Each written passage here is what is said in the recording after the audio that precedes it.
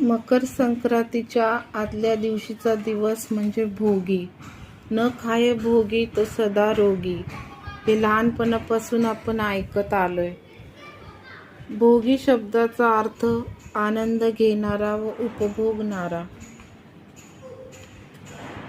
हिवाळ्या मोसमात सर्व प्रकारच्या भाज्या येतात. शेताला नवीन बहार येत असते. थकलेल्या शेतकऱ्यास थोडा विसावा लाभतो.